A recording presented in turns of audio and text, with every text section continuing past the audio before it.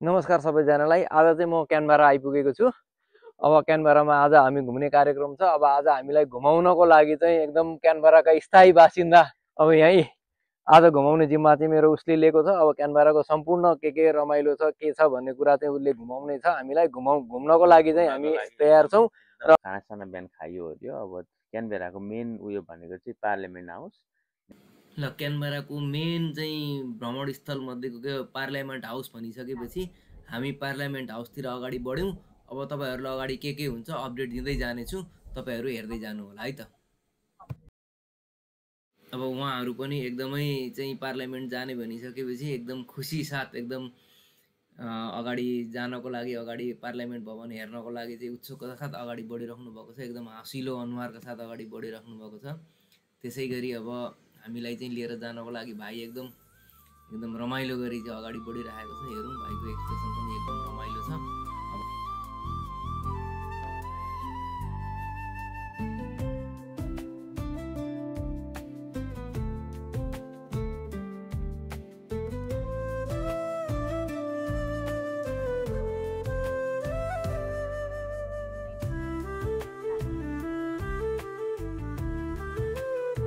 पार्लियामेन्टको view राम्रोसँगले हामीले देखिरहेका छौँ।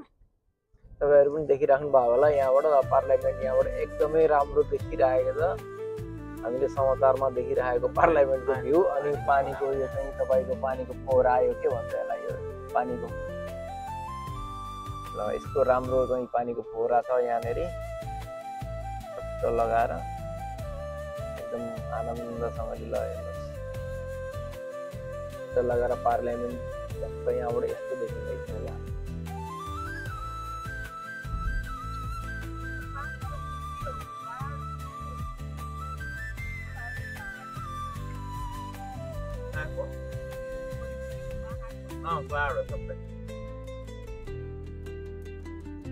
यो चाहिँ हाम्रो नेपालको चाहिँ थुम्का थुम्की जस्तो चाहिँ यहाँ पहाड हो कि। हाम्रो नेपालमा पहाड भनौँ त निकै खत्रै देखिन्छ। यहाँको चाहिँ त्यही हो पहाड। अलिअलि उठेको थुम्का भयो भने पहाड भइहाल्यो यहाँनिर चाहिँ। ल अब हामी यहाँ हेर्नुहोस्, हामी यसरी चाहिँ यात्रा गरिरहेका छौँ। अब झ्याप्प लगाएर यात्रा एकदम राम्रो भइरहेको छ हाम्रो। यसरी चाहिँ हामी अगाडि बढ्दैछौँ। पार्लियामेन्टमा चाहिँ आइपुग्न आँट्यौँ। अब यो ट्राफिक लाइट अगाडि भएकोले हामी रोकिन बाध्य भयौँ, नत्र हाम्रो स्पिड चाहिँ रोकिने थिएन। ल फाइनल्ली हामी चाहिँ आइपुगेका छौँ। अब गाडी पार्क गरेर अब हामी निक्लिने तयारी हुँदैछ।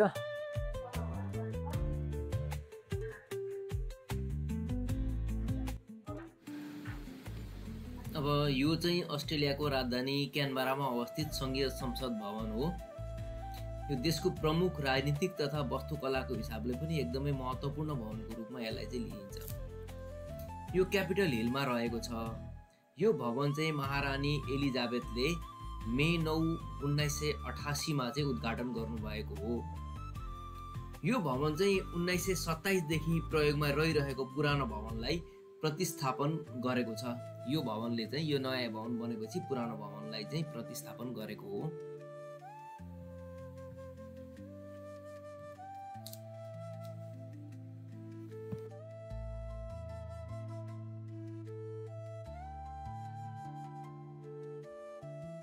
अब हामी चाहिँ पार्लियामेन्ट भवन भित्र छिर्नको लागि अगाडि बढ्यौँ।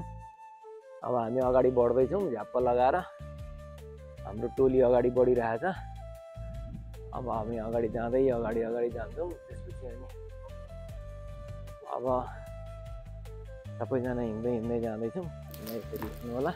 अब हामी चेकिङमा आइपुग्न लाग्यौँ। त्यसैले अब त्यहाँ खिच्न चाहिँ दिँदैन। त्यसैले म एउटा तपाईँहरूलाई जानकारी दिइहाल्छु। ल वास्तुकला र डिजाइनको कुरा गर्दा चाहिँ यो बिल्डिङ चाहिँ पहाडभित्र चाहिँ मिलाएर बनाइएको छ, जसको छानो चाहिँ घाँसले ढाकिएको छ र त्यहाँ मानिसहरू सजिलैसँग हिँडडुल गर्न पनि सक्दछन्। यसले चाहिँ जनताहरू सरकारभन्दा माथि छन् भन्ने कुरालाई चाहिँ साङ्केतिक रूपमा दर्शाउँदछ। यो भवनको अर्को आकर्षण भनेको हामीले परबाट पनि देखिरहेका हुन्छौँ 81 मिटर अग्लो चाहिँ स्टेनलेस स्टिल प्रयोग गरेर बनाइएको एउटा टावर जस्तो छ। त्यहाँ माथि राखिएको राष्ट्रिय झण्डा छ। त्यो अर्को एउटा यसको विशेष आकर्षण हो। ल हामी पार्लियामेन्ट भवनको भित्र भागमा आइसकेका छौँ र यो भवनको भित्र भागको कुरा गर्नु पर्दाखेरि चाहिँ यसमा चाहिँ एउटा हरियो रङको र अर्को रातो रङको हलहरू छन् जुन चाहिँ प्रतिनिधि सभा र राष्ट्रिय सभा हो।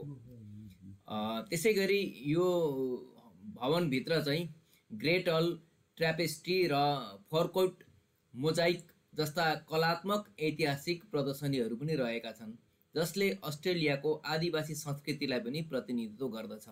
अब म यो तपाईहरूलाई चाहिँ अहिले यस विषयमा मैले भित्रको थोरै जानकारी चाहिँ दिएँ। अब म तपाईहरूलाई चाहिँ त्यो भित्रको चाहिँ प्रतिनिधि सभाको हल अनि यतापट्टिको राष्ट्रिय सभाको सिनेटको हलहरू पनि देखाउँदै जानेछु र ग्यालेरीमा भएका चाहिँ तपाईँको चाहिँ विभिन्न फोटोहरू, त्यहाँ ग्यालेरीमा भएका विभिन्न इन्फर्मेसनका चाहिँ कुराहरू पनि तपाईँहरूलाई चाहिँ देखाउँदै जानेछु। तपाईँहरू हेर्दै जानुहोला, म अगाडि देखाउँदै जान्छु।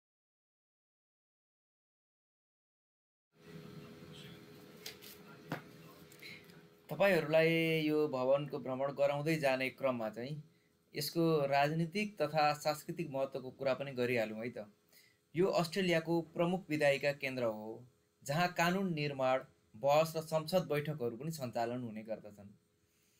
त्यसै गरी सरकारी औपचारिक समारोहहरू, सम्मेलनहरू तथा जनताका लागि चाहिँ भ्रमण कार्यक्रमहरू पनि यहाँ आयोजना गर्ने गरिन्छ।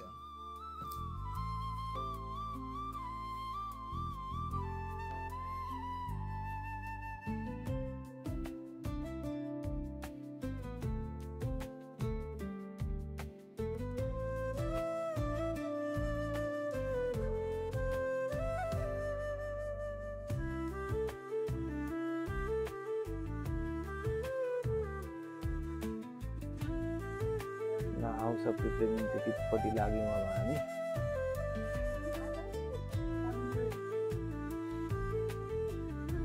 अगाडि बढ्छौँ है त, अब कस्तो देखिन्छ देखाउँछौँ।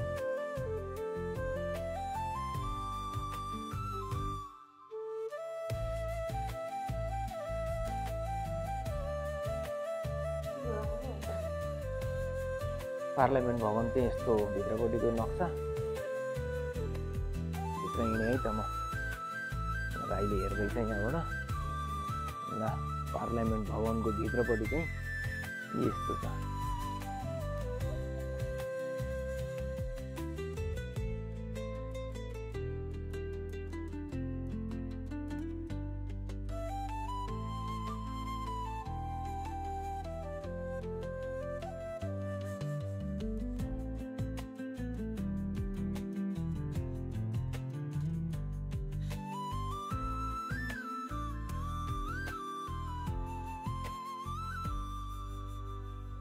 ल हामी चाहिँ पार्लियामेन्टको चाहिँ के भन्छ सभा हल हेरेर चाहिँ अहिले बाहिर आइसकेका छौँ। अब सभा हल हेरेर आइसकेपछि अब बाहिरपट्टि फेरि अर्कोपट्टिको पार्ट हेर्न जाने हो। अर्कोपट्टि पार्टमा कस्तो देखिन्छ अब हेर्दै जाउँ। ल हामी अगाडि बढ्यौँ है त, अब फेरि देखाउँदै जान्छौँ।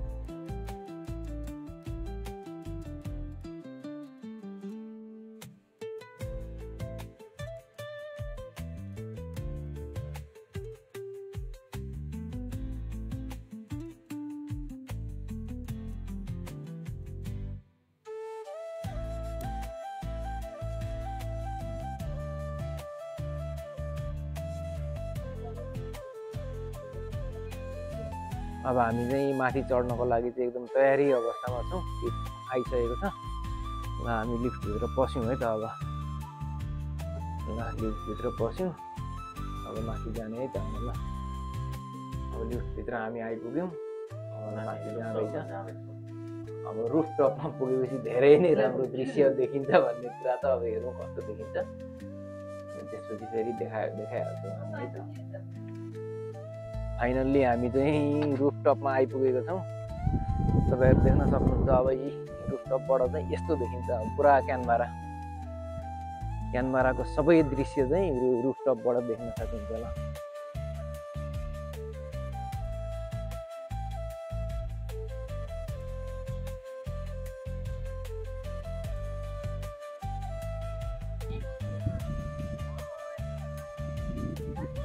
माथिबाट देखिएको दृश्य हो यो। हेर्नुहोस् मनमोहक दृश्य छ यहाँबाट। ल क्या दामी देखिन्छ ल।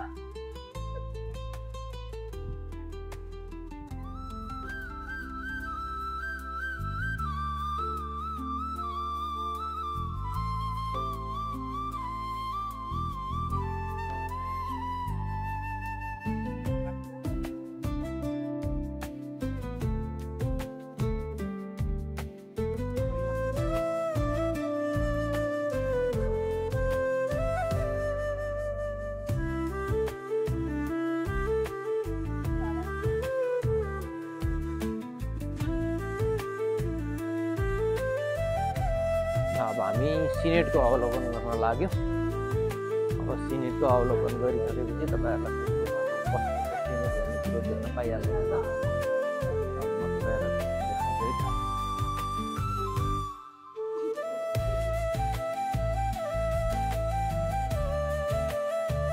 पब्लिक ग्यालेरी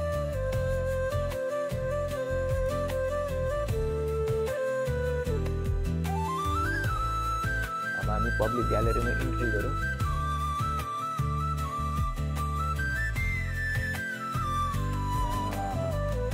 सिनेटको पब्लिक ग्यालेरीबाट यस्तो देखियो।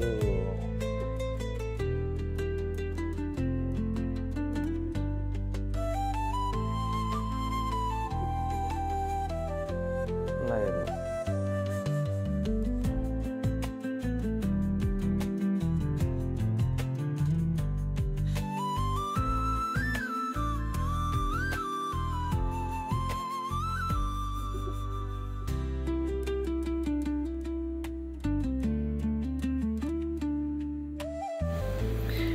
आजको यो क्यानबेरा पार्लियामेन्ट भवनको चाहिँ हामी घुमघामको अन्तिम चरणमा आइसकेका छौँ र यसै क्रममा यहाँहरूलाई एउटा जानकारी चाहिँ दिइहालौँ।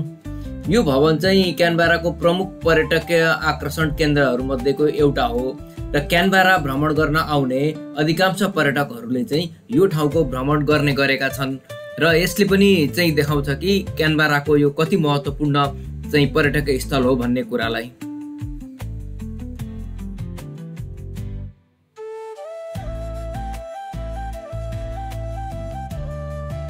भिजिट सकेर चाहिँ बाहिर निक्लिसकेका छौँ। अब हामी चाहिँ अब नयाँ गन्तव्यतिर अगाडि बढ्नेछौँ। अब नयाँ ठाउँ कहाँ लान्छ भाइले, अब भाइलाई सोध्नुपर्छ।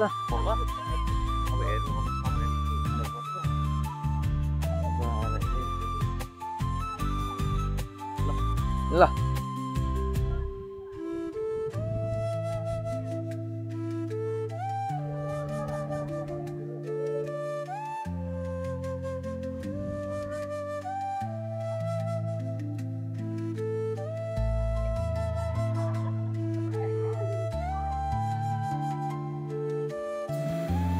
हस् त आजलाई यति नै। फेरि अर्को भिडियोमा हाम्रो भेट हुने नै छ। आजलाई बिदा दिनुहोस्। नमस्कार।